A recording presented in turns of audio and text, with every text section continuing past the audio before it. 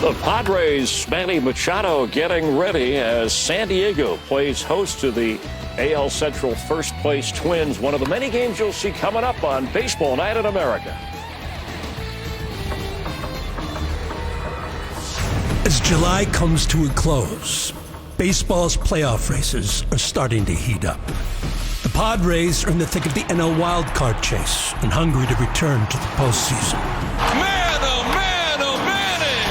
They host Carlos Correa and the AL Central leading Twins in an interleague showdown. Oh my! Are you serious?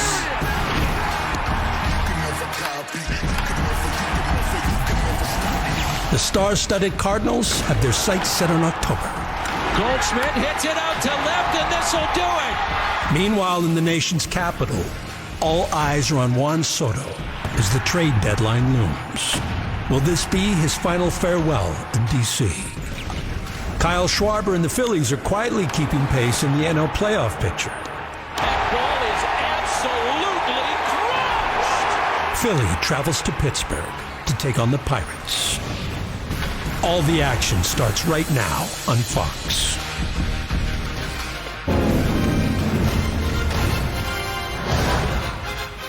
Juan Soto, the talk of baseball, the talk of, well, you can win $1 billion lottery, but he wants more than $440 million. That's the contract talk. Will he be traded before Tuesday's deadline? He's got games to play in the meantime. We'll take you out there, Cardinals and Nats. Some will see the Phillies and the Pirates. Kenny Albert and Eric Harris on the call there as Rhys Hoskins is getting ready in that matchup.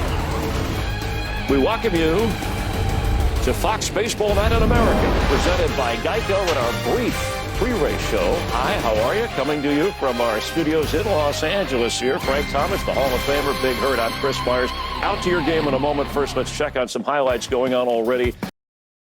All right. Meanwhile, Juan Soto, we're going to hear from him. He's emerged as one of the faces of baseball that we're going to have to pay attention to. A couple of weeks ago, Ken Rosenthal said he turned down that 15-year, $440 million offer from the Nationals. So then they say, hey, got a lot of time on the deal. We might trade him. He's already proved himself as an elite hitter at a young age on the great stage during Washington's 2019 World Series run. The 23-year-old currently ranking 6th all-time in OPS among players under the age of 24. So that youth, a key. Earlier today, Soto spoke with our Ken Rosenthal. Thanks, Chris. Juan, what has it been like the last 2 weeks being in the middle of trade rumors?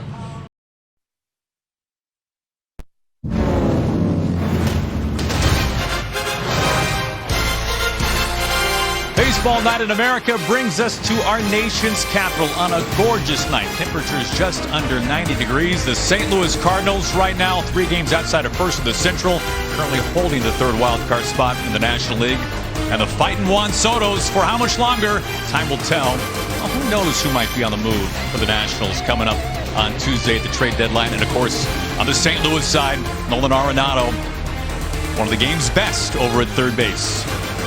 Well, we're happy as always to have you with us. Aaron Goldsmith alongside Tom Verducci. You know, Tom, every year we talk about Juan Soto. He's a generational talent, but we have never talked about him more than in recent days. He is the white whale as the deadline approaches. It's the talk of baseball. And listen, there's never been a player like this on the trade market. Not this young, not this good, and not with this many years of control. But if you listen to his interview with Ken Rosenthal and you look at these numbers, you begin to think that all this talk is affecting Juan Soto. Now, he won't have to wait too much longer to find out his fate. The deadline is 6 o'clock on Tuesday. And Aaron, I believe the odds are greater that he's playing for some other team on Tuesday rather than the Nationals. Now, that team would get him for 3 October runs. Meanwhile, a guy who's not going anywhere. Let's talk about right now the front runner, the lead front runner for the National League MVP. That's Cardinals first baseman Paul Goldschmidt. I think he's the clear front runner. It's been an amazing season for Paul Goldschmidt. He's known for being so well prepared, very routine oriented, and he makes hitting look routine, and it's not. What I love about Paul Goldschmidt, he's a great situational hitter. He is a power hitter who hits for average. Just look at that batting average, 2nd in the major leagues at .334. When you play the Cardinals, I know they have many stars, but this is the one guy you have to account for. Twice the runner-up for MVP when he was with the Diamondbacks. He has never won the Most Valuable Player award. He, of course, will be center stage tonight alongside Nolan Arenado for the Redbirds and Juan Soto for the Nationals. We've got the first pitch coming right up on Fox.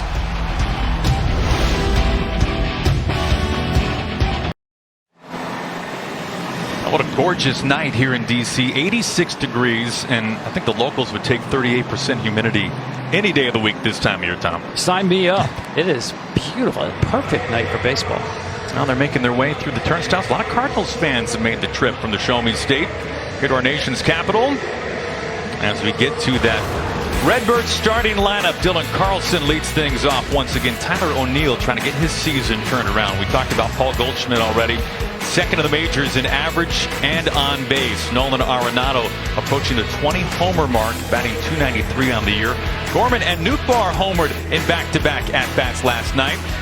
And welcome back Paul DeYoung. A couple of years ago, an all-star 30-homer season, making his way back up to the big leagues for the first time since the early days of May when he was optioned down to AAA Memphis.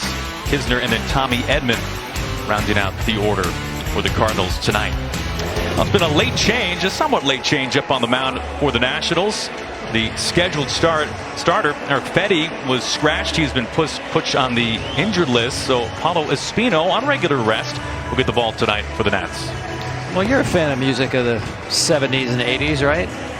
You know my wheelhouse. Yeah. So oldie station, because you're going to get a lot of 70s and 80s here. We're talking about miles per hour, of course, and occasionally, yes, 60s with a real slow curveball. Get ahead. It's important for every pitcher, but especially for Paulo. He gets in trouble when he has to come from behind to hitters. His stuff just isn't that good. He has to be really changing speed and command the baseball. And this curveball, wait till you see it, folks. I call it a roller coaster curveball. It drops 73 inches. That's the second biggest vertical drop in baseball. Along the lines of that arsenal, let's take a closer look at it thanks to StatCast powered by Google Cloud 3D. Yeah, that curveball, he will throw any time to right-handers and left-handers. And actually, he can shape that two different ways. 11 average on that curveball from Espino. Spent some time in the bullpen and the rotation. Began the year working in relief. Bullpen's been very good for the Nationals recently, but Espino tonight making his 9th start of the year. Well, here comes Dylan Carlson. Got quite the matchup of uniforms here tonight. Redbirds in their baby blues. City connects with the cherry blossoms for the Nats. I was just thinking of that. Wardrobe did an excellent job tonight. These are two of the best in my book.